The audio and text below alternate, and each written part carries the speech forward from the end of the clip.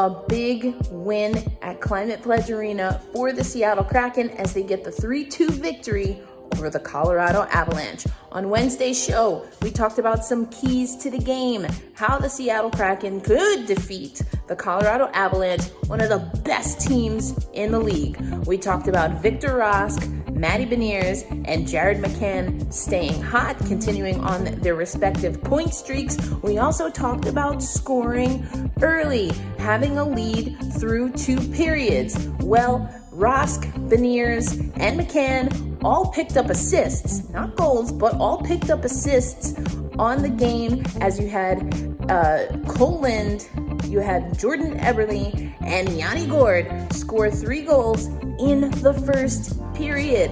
Then they were able to keep Colorado off of the board at all in the first period. They give up a goal in the second and third.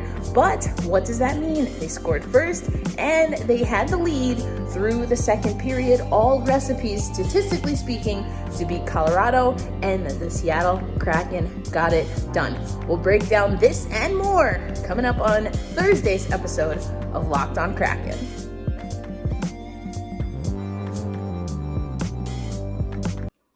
Hey, what do you say, Seattle hockey fans? Eric Lindsay Ayala, your host of Locked On Kraken, started the show off with my recap of yesterday's 3-2 victory over the Colorado Avalanche, one of the best teams in the league. Hope you enjoyed that recap.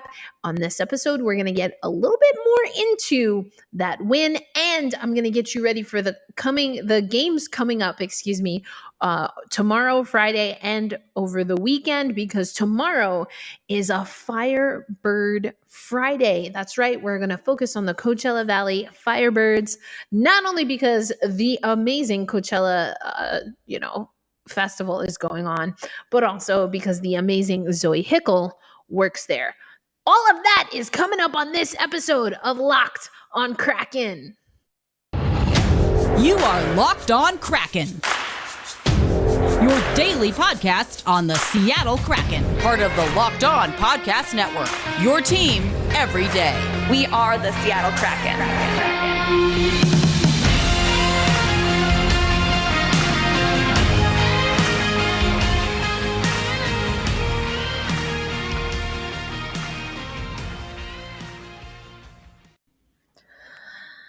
What's cracking, Seattle hockey fans? It's a Thursday. You know what that means? That means tomorrow's Friday, but that yesterday was Wednesday. And hey, Dave Haxtell, what do we call Wednesdays?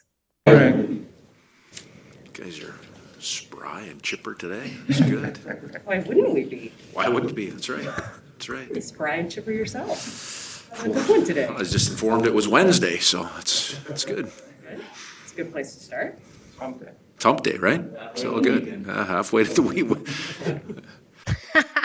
Dave Haxtell having a little bit of fun with media. We're actually going to go back to what he said because, every once in a while, I kind of feel good when I get things right, or when I look at the stats and the stats, don't leave me feeling foolish. And what do we talk about on Hump Day? On the Hump Day episode, we talked about the way to defeat the Colorado Avalanche was to get going early. Dave Haxtell mentioned it prior to the game, and then you're going to hear from Grubauer talking about his former team getting the win. He got the Davy Jones hat, by the way, and how important it was to get an early jump. But first, let's hear from Dave Haxtell going into yesterday's game. So this was morning skate from yesterday, Wednesday, before playing the Colorado Avalanche. It's really hard to slow this team down. So the trick is to find a way to slow them down and stop them before they get going. And that's easier, obviously easier said than done. Once they get moving and get going up ice, their D are joining or leading the rush.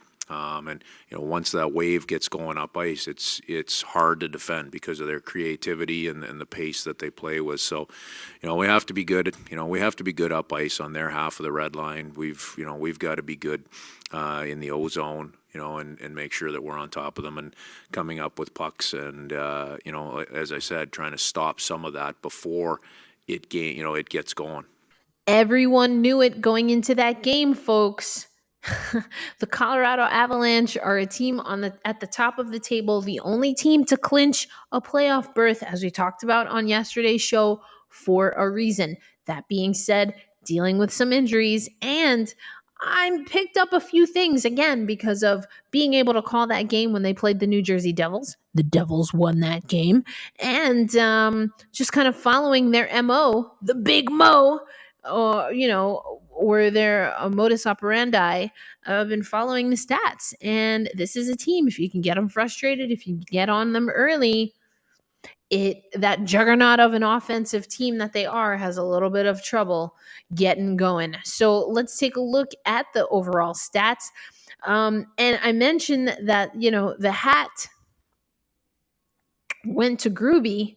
And here's why. Let's take a look at these stats.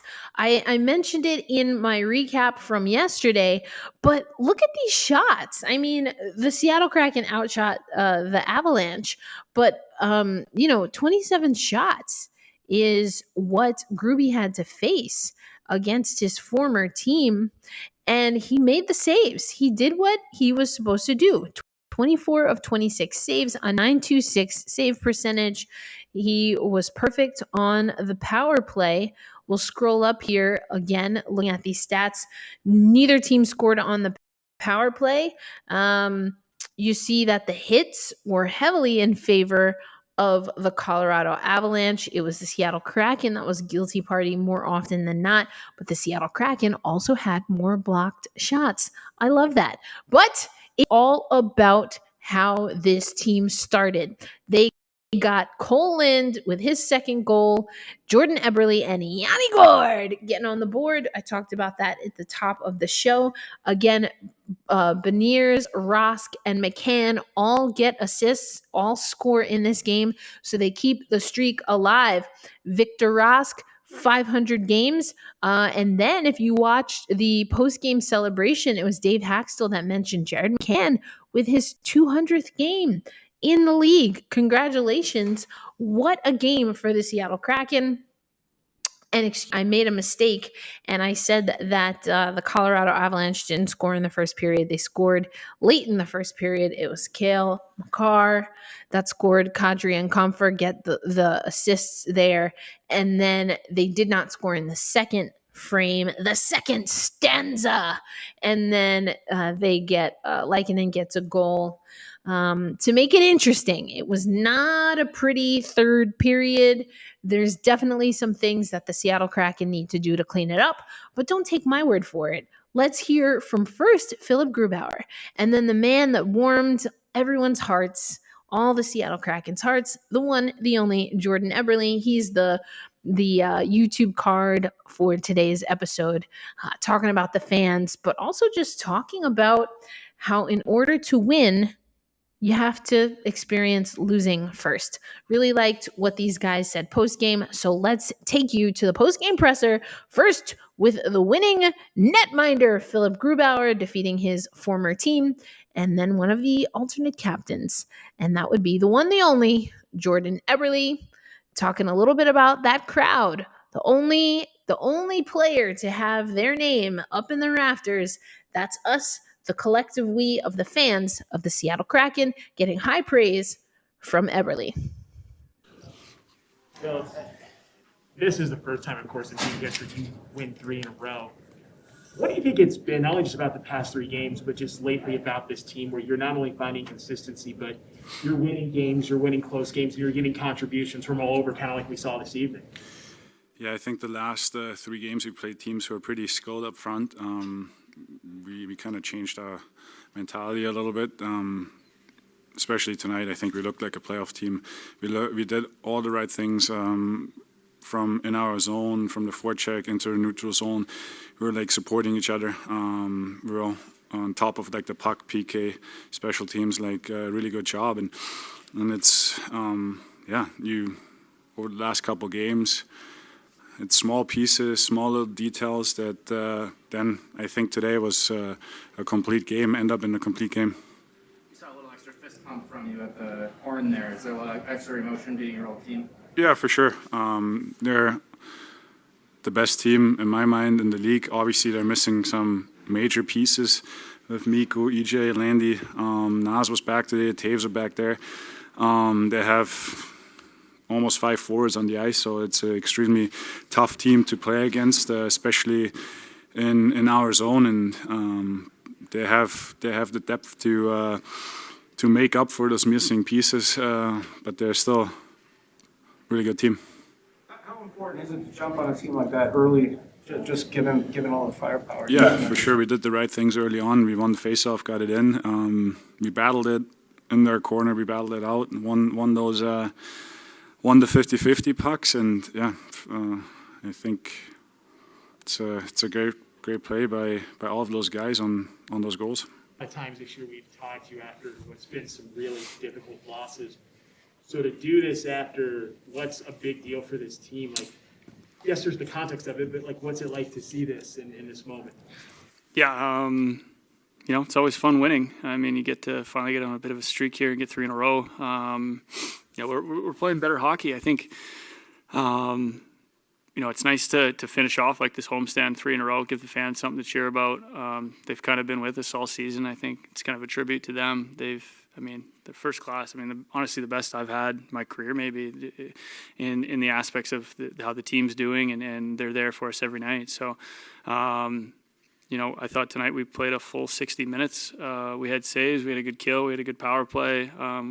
Obviously came out with a great start and getting a jump on them. And, we knew they were going to have a push in the third period and even the end of the second, which they did. But we tempered it and found a way to win. When you go up quickly 2-0 like that and then 3-0, how much, I don't want to say easier, but how much more effective does it make what you're trying to do to slow them down? Yeah, honestly, any team you go up 3-0 early, it's a bonus. But yeah, at the same time, against these guys, you understand that they have the firepower to be able to just easily come back from that. I think we're just, we're learning. I've always found that, winning and losing is such a fine line in this league. When you're on the losing side of it, you tend to think the world is ending, but you don't understand how close you are to actually being there. And then when you finally start to, get leads and then you blow them, you're just getting that much closer. It's that much harder when you're losing it. And then you learn how to win. That's just how it is in this league. You learn the little individual plays and the wall plays and the battles in front and stuff that really doesn't seem to make a difference in maybe the spectator's eye. But as you play the game long enough, you understand that those are the plays that get you over the hump to get to win. So. And that's what it comes down to in the playoffs. That's kind of what I've experienced. Those little plays are what it takes to get to that next level and win hockey games. And I think we're starting to figure it out a bit. The biggest thing is just trying to create and build some momentum. And obviously we know the situation we're in the playoffs, but you want to try and create something moving into next year. Oh, and I just realized I've been in the little box all this time. Well, there you go. You heard from Eberle. You saw the stats and facts from yesterday. You heard from Philipp Grubauer as well.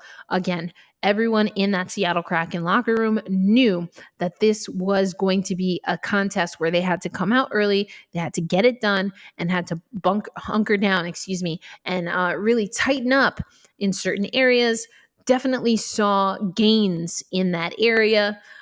Always looking for improvements. Obviously, that's something that Dave Haxtell talked about too, but they knew what they had to do and more or less got it done.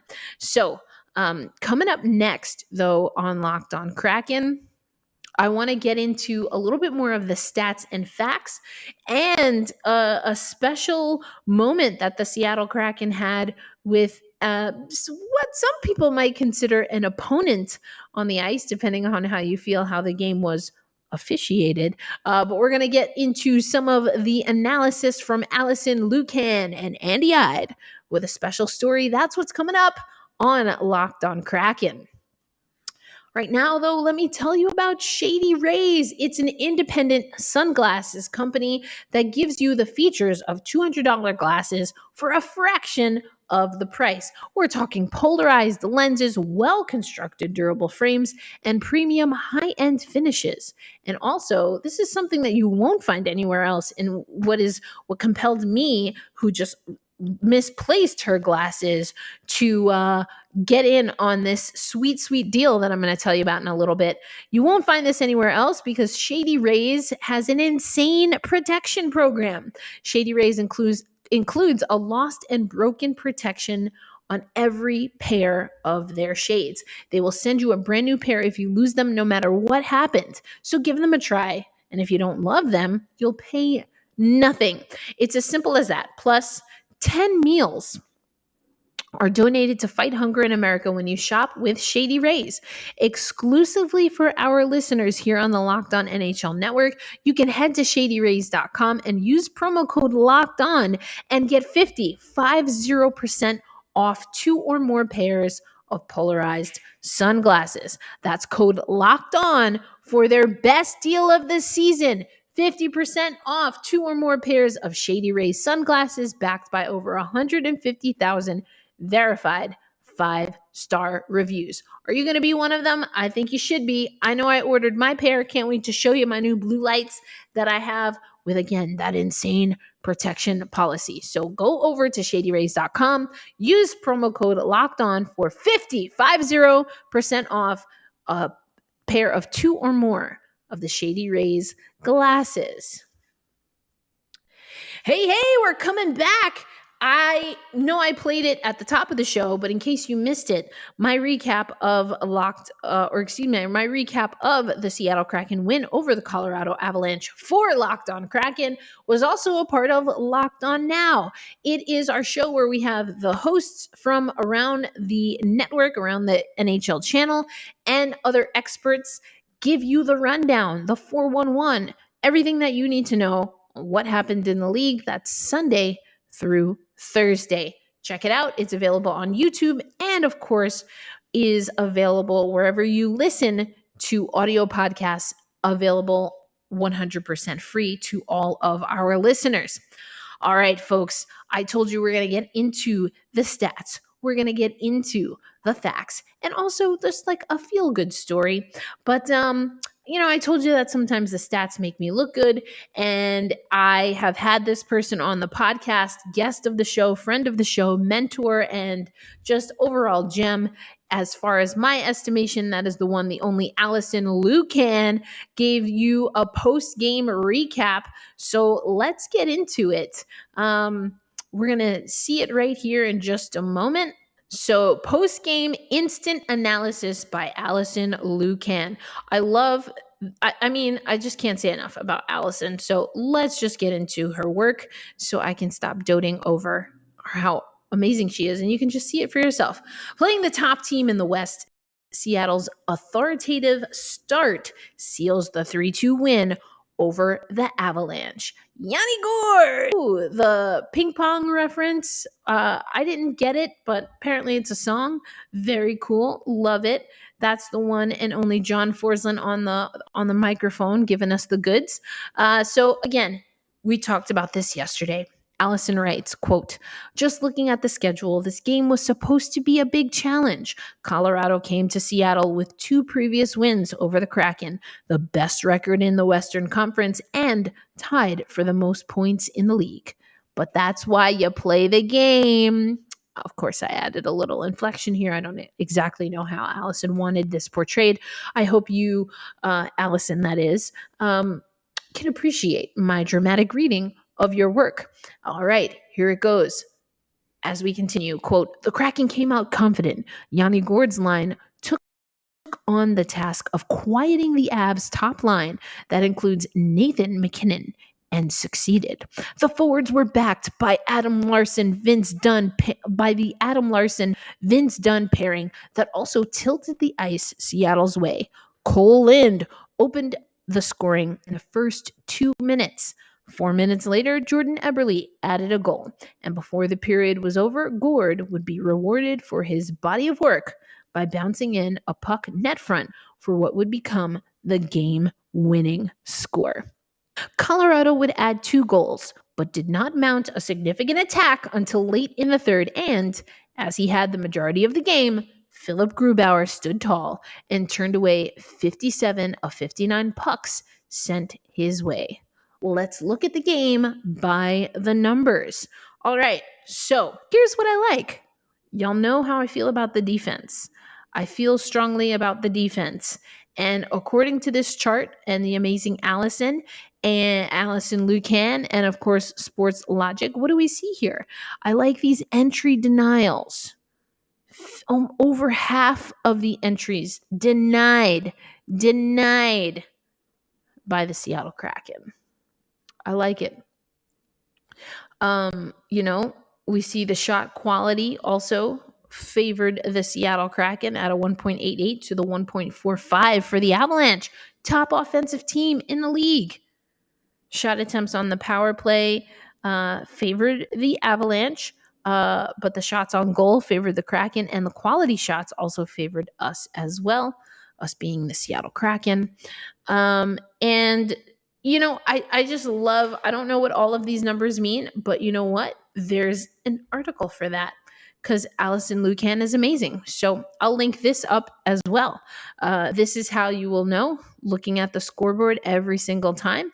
But I'm learning, and that's what I love. That's what I love about bringing in this case, we're talking about analytics, but when people bring in other elements to the game, we all benefit. So that's Alison Lukan. I also told you Andy Eide had a pretty nice story as well that I wanted to show off. We've got some amazing people that are affiliated with the Seattle Kraken, either covering them officially for the Seattle Kraken team and for the NHL, or, people like me, or Emerald City Hockey, or The Sound of Hockey now has a YouTube channel. Did you know that? I knew that. Did you know that? You should check it out. But it's just amazing. We are so lucky.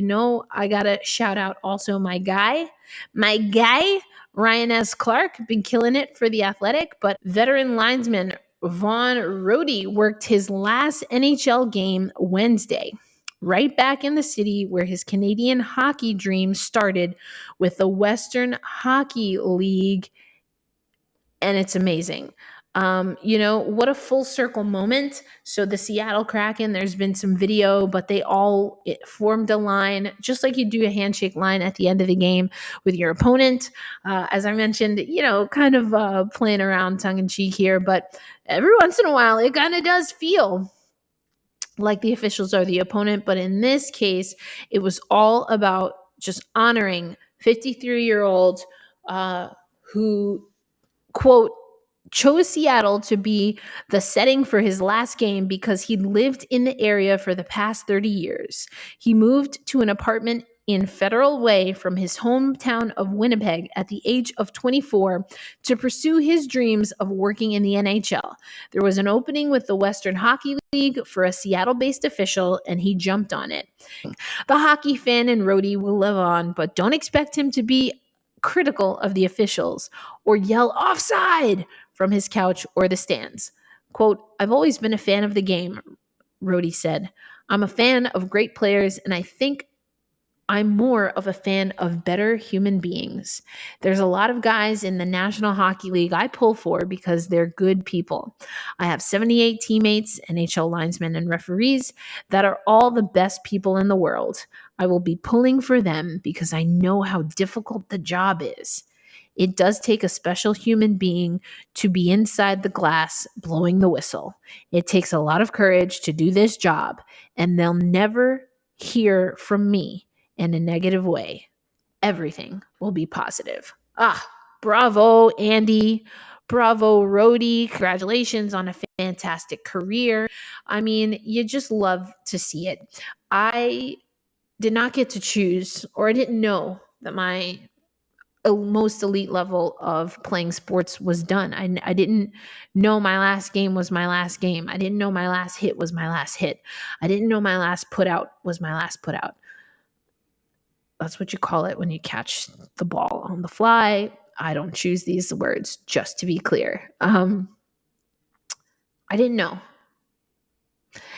I did come to terms, or I did leave the sport on my own terms, but I didn't know. I didn't have that moment to take everything in. And I don't know. Sometimes I wish I would have known. would I have, taken a little bit of extra time in the outfield, looked around a little bit more? I don't know. So I'm a little bit obsessed with the people getting to go out on their own terms. So I love that story. I hope you enjoyed my, dramatic reading of Alison, Lukan's work and Andy Eide's work, both amazing in their own right and respect. So make sure you're giving them a follow. If you want to read those articles in toto, you can check the show notes because I have them linked, as well as the link to how you can figure out what those post-game analytics things are really saying, because I know I have to look at that link every once in a while.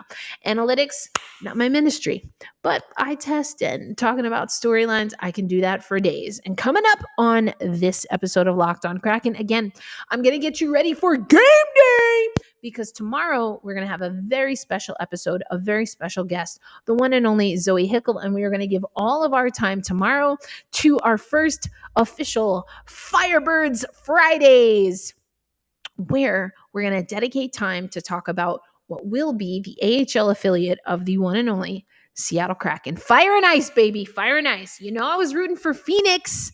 Phoenixes. I think it's just Phoenix, even if it's plural. I have an affinity to the story of the Phoenix. Talking about, my last put out was with when I was a member of the Elon Phoenix softball team. So I have a thing for Firebirds, and I have a thing for the Seattle Kraken, and that thing is this show, Locked On Kraken. So coming up next, we're going to get into game day. We're going to get you ready for the next 2 Seattle Kraken games, again, over the weekends. So I guess Friday night, and then again on Sunday night, we'll get social media recaps, and then we'll kick off Monday back at it. But for right now, let me tell you about BetOnline, which is your number one source for all your betting, stats, and sports info. Find all the latest sports developments, league reviews, and news, including this year's basketball playoffs. Ooh, and it's getting spicy. Also, Drake, what's up, bro? I don't know. He's getting pretty comfy with Embiid. How do y'all feel about that? I don't know. I just know what I see on social media. Anyway, but that's why betonline.net is your continued source for all your sports wagering information, because they have everything from live betting to playoffs to esports and more. So head to the website today, or you can use your mobile device to learn more about the trends and action. BetOnline, where the game starts. All right. As promised, we're going to get you ready for the game days coming up. And on Friday, that's tomorrow, we're taking on the Minnesota Wild. Now, here we go. I love Alexis from Bar Down Beauties. I love Jessie from Bar Down Beauties. Both of them actually, Alexis and Jessie, those are the names of my 2 sisters, so I always remember who hosts that show. And but I do have a little bit of a gripe. I saw on the social media, that apparently not just your hosts for Locked On Wild, but also Bar Down Beauties, apparently they think it's super cute to just drag anyone and everyone that the Wild will play. Seth, Alexis, Jessie, I'm going to need you to pump the brakes. We're on our longest winning streak, baby. 3 whole games. Take that, Big Mo on our side. Ha! Look at that. Okay, all right, you have 48 wins. Whatever. We've got 26. What do you got to say to that? Do you have Maddie Beniers? No, we have Maddie Beniers. So I'm going to need you to shut your pie hole, stop using your little Twitter fingers, and calm it down. I am joking. Somewhat. But Seth, Jessie, Alexis, we'll see what happens. Last time these 2 teams played, throw this graphic up for you. This is the full snapshot that we usually talk about. Again, we got another game to recap, so I'm going to keep it super tight. The Minnesota Wild did get the last win. on November 13th. But you know who won our first meeting? You know who did that? We did. The Seattle Kraken did. That's right. We got a 4-1 win over the big bad Minnesota Wild. Ugh. Whatever. In their last 10 games, they are 7-1-2. You know, we're at 500 power play. They've got the 19th best power play overall. We're at 29 with a 14.4% clip. PK, we're right in the same range there. 75.6% power play for us, 26th overall in the league. They're at a 75.7. And then you've got, of course, the goals for. They score at a 3.66 rate. 3 goals, over 3 goals a game. We're not even at 3 goals a game. We let up over 3 goals a game, and they let up about 3 goals a game. All right, some other stats and facts worth noting. I want to do this because it really did make a difference for yesterday's game. Now, when the Minnesota Wild score first, they are 33-7-1. Yikes! Okay, so once again, Seattle Kraken have to get cracking, if you will, early. When they being the Minnesota Wild are leading after the first period, they are 31-1. They've only lost 1 game in regulation when they were leading after the first period. What about the second period? Oh, it's like, what? 32-0-3. If they're tied after the second period, it's only happened 9 times, 9-2-0. So we basically have to make sure that they're trailing after 2 periods, because then the odds are in our favor, because the Wild are 7-19 in regulation and 4. So it's the same, it's, manifest, win, repeat, as my shirts that I sell say. Go check that out at Power Forward, Erica Lindsay Ayala. I'm just saying. Just like we had with the Colorado Avalanche. We're coming on a 3-game win streak, baby. Longest in franchise history. Take that, Minnesota Wild podcasters. Of course, I'm joking. It's a little ridiculous that our longest win streak is 3 games. But you know what? Just like Eberle said, you got to lose to know how to win. We did a lot of losing this season, so I think that bodes well for the future. Anyway, if we can have the lead after 2 periods, we, statistically speaking, are in a good position to get this win over the Minnesota Wild. I want it. Why? Pourquoi? ¿Por qué? Because Minnesota Wild folks are yappity yap, running their trap. So I want this win. They've got a new goaltender. Might have heard of him, Marc-Andre Fleury. I mean, that is something to keep in mind. But as Alison Lukan wrote, that's why we play the games. You see how it all ties in? I love when that happens. All right, up next on April 23rd, 8 p.m. Eastern Time, we're taking on the Dallas Stars. Now, we lost to them in the first game of the series. That was back on January 12th. But then on April 3rd, recent history, we got the 4-1 win. Now, Dave Haxtell said this about the game about Colorado. We played that clip earlier in the show. He's not thinking about the totality of the series, and I think he made some great points. They've got a lot of personnel that's gone. They've got new personnel. That being said, Big Mo, baby! I like Big Mo for us. We've got some momentum.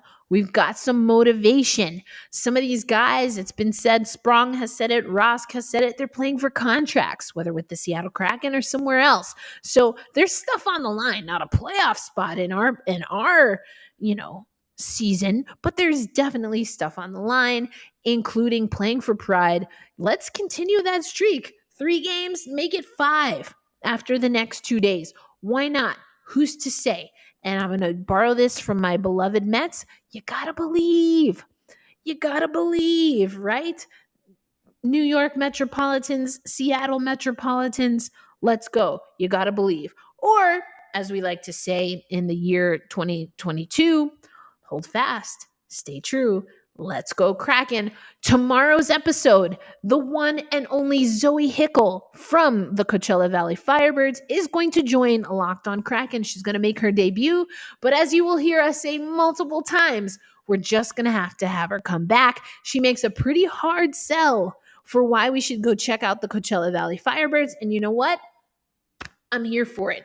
But if you want to know all about that, you're going to have to tune in to tomorrow's episode of Locked on Kraken. If you want to know how I'm feeling about the game, again, it's on Central Time, baby. The next 2 games on Central Time. I'm very excited. Then follow me on social media. It's right there for you. Now it is right there for you at ElinZ08. And of course, you can follow Locked on Kraken. I mentioned it before, but it's so nice that I'll say it twice. Hold fast. Stay true. Let's go Kraken.